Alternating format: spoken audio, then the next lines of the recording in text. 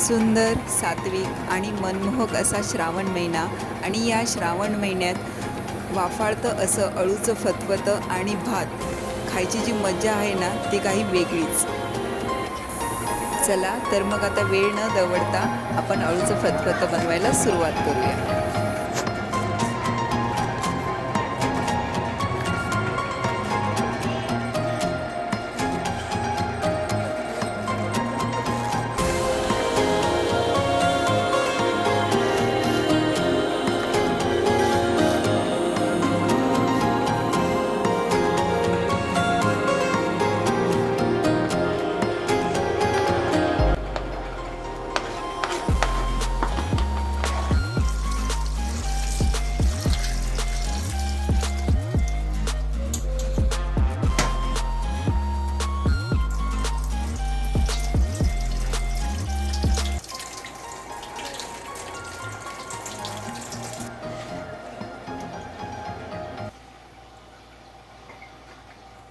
मी सोनल आज तुमच्यासाठी अजून एक नवीन रेसिपी घेऊन आलेली आहे. त्या रेसिपीचं नाव आहे अळूचं फतफतं. भरपूर जणांना माहिती पण नसेल की अळूचं फतफतं काय आहे. आमच्याकडे ह्याला गाठ्या सुद्धा म्हणतात. तर आता आपण बघूया, अतिशय साधी सोपी रेसिपी आहे. तर आता बघूया ती रेसिपी कशी करायची. तर आपण त्या रेसिपीला सुरुवात करूया. तर त्या रेसिपीसाठी मी हा अळू घेतलेला आहे. अळूची पानं आहेत ज्याला ह्याला थोडी खाज असते आणि त्याच्याबरोबर त्याची देठसुद्धा घेतलेले आहेत. हे देठ व्यवस्थित स्वच्छ सोलून घेऊन त्याला कापून घ्यायचे. हे पण बारीक चिरून घ्यायचे आणि मी ह्याला 2-3 वेळा पाण्यातून स्वच्छ धुवून घेतलेले आहे, कारण ह्याला खाज असते ना, त्याच्यामुळे हे व्यवस्थित धुवून घ्यायचं 2-3 वेळा. आणि आता हे मी शिजवून घेणार आहे हा अळू. तर त्याच्यामध्ये आपल्याला शिजवण्यासाठी अजून मी घेतले अख्खे उडीद घेतलेले आहे. अख्खे उडीद घेतलेले आहे. त्याच्याबरोबर तुम्ही अख्खे उडीद जर तुम्ही नाही घेतले तर तुम्ही त्याऐवजी वाल घेऊ शकता, त्याला पावटेसुद्धा बोलतात आमच्याकडे, किंवा चणा डाळ घेऊ शकता आणि त्याच्याबरोबर तुम्ही शेंगदाणेसुद्धा घालू शकते. तर मी आज अख्खे उडीदच घेतलेले आहे.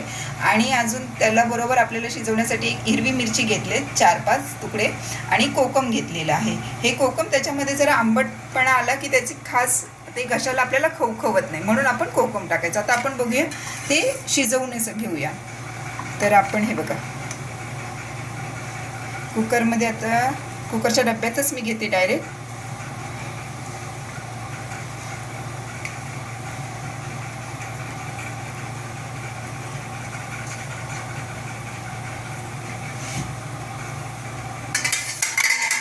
त्याच्यामध्ये आपण हे उडीद जे आहेत ते घेऊया.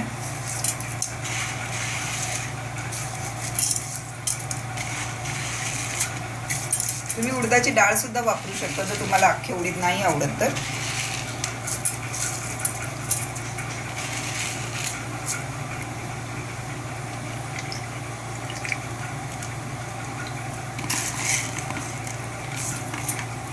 आता हे मिरच्या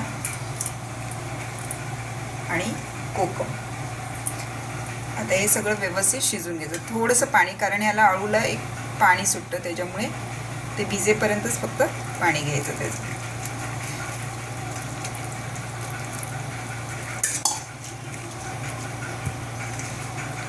आता हळू एकदम छानपैकी शिजून द्यायचं, डाळ आणि अळू. तर आता मी हे कुकरमध्ये डायरेक्ट मी मोठ्या कुकरला लावते. तुमच्याकडे जर मोठा कुकर म्हणजे एकत्र, आता मी काय करते, भात पण मला लावायचं आहे, त्याच्यामुळे मी इथे खाली डायरेक्ट कुकरमध्येच घेते मोठ्या कुकरच्या डब्यात, म्हणजे भात पण होईल आणि सोबत अळू पण शिजून होईल. तर हा मी अळू, तुमच्याकडे जर असं नसेल तर तुम्ही छोट्या कुकरला सुद्धा डायरेक्ट हा अळू शिजून घेऊ शकता, किंवा कढईमध्ये पण कढईमध्ये त्याला वेळ जाईल शिजायला, म्हणून तुम्ही शक्यतो कुकरमध्ये शिजवून घ्या.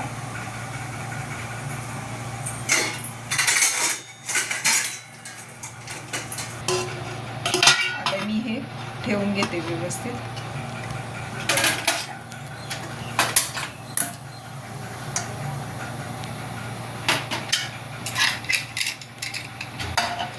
आपल्याला ना 4-5 शिट्ट्या काढून घ्यायच्या आहेत. 4-5 शिट्ट्या झाल्यावर आपण मग आता भेटूया नंतर.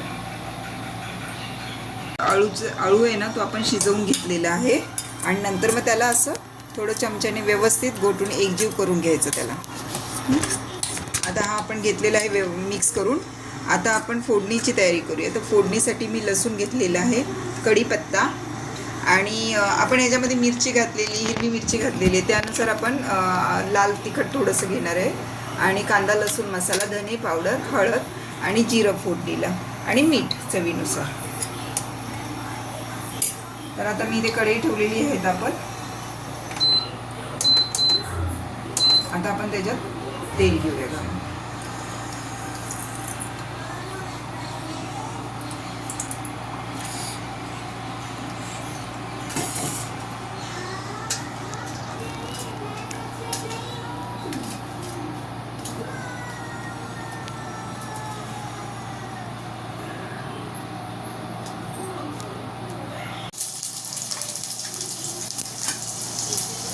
जिरं,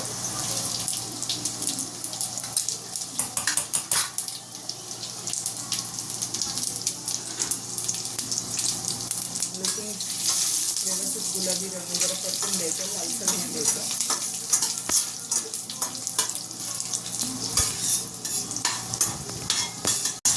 आता आपण हा लसूण आहे ना लालसर जरासा होऊन द्यायचा. आता त्याच्यामध्ये आपण कढीपत्ता घेऊया घालून.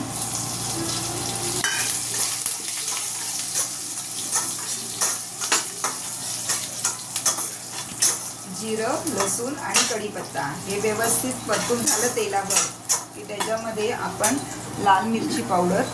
आता बघा आपला आता लसूण व्यवस्थित परतून झालेला आहे लालसर. आता त्याच्यामध्ये आपण 1 चमचा हळद, लाल मिरची पावडर तुम्हाला मी जसं पहिलं सांगितलं तसं की हिरवी मिरची त्याच्यात टाकलेली आहे म्हणून 1 चमचा लाल मिरची पावडर घेतलेली आहे, 1 चमचा कांदा लसूण मसाला आणि धणा पावडर 1 चमचा. तर ते आपण व्यवस्थित मिक्स करून घ्यायचं. काही लोक नुसतं हिरवी मिरचीचं बनवतात आणि हे आपण लाल मिरची पावडर टाकली ना की त्याला टेस्ट अजून छान येते. आता आपण जे हा अळू शिजून घेतलेला आहे तो आपण त्याच्यामध्ये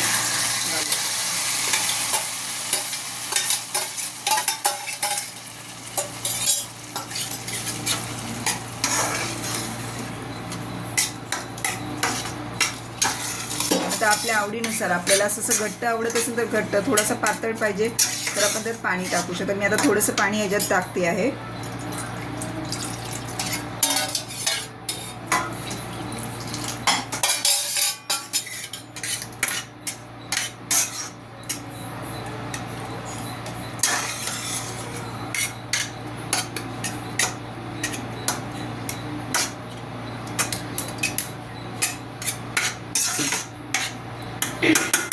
त्याला एक उकळी काढून घ्यायची आणि आता आपण चवीनुसार मीठ टाकूया त्याच्यामध्ये.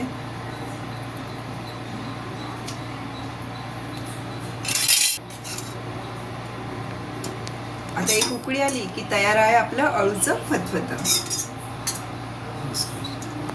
हे बघा आता ह्याला उकळी आलेली आहे. थोडा वेळ मी ठेवते, अजून 2-3 मिनिटं, मग तयार आहे आपलं अळूचं फतफतं. मी थोडंसं आता त्याच्यामध्ये पाणी घेतलेलं आहे कारण आम्ही भातावर खातोय ना, मग थोडंसं असं पातळसर बरं वाटतं. त्याच्यामुळे तुम्हाला जर एकदम घट्ट हवं असेल, तुम्ही चपाती किंवा भाकरीवर खात असाल ना, तर थोडंसं तुम्ही पाणी कमी करून म्हणजे आटवू पण शकता किंवा पाणी टाकू शकत नाही त्याच्यामध्ये जास्त. आता हे आपलं अळूचं फतफतं तयार आहे. आहे आपलं मस्तपैकी अळूचं फतफतं. तर तुम्ही सुद्धा ही रेसिपी घरी ट्राय करा आणि तुम्हाला जर ही रेसिपी आवडली तर मला कमेंट करून सांगा तुम्हाला ही रेसिपी कशी वाटली आणि तुम्ही माझ्या चॅनेलला लाईक करा, शेअर करा आणि सबस्क्राईब करा.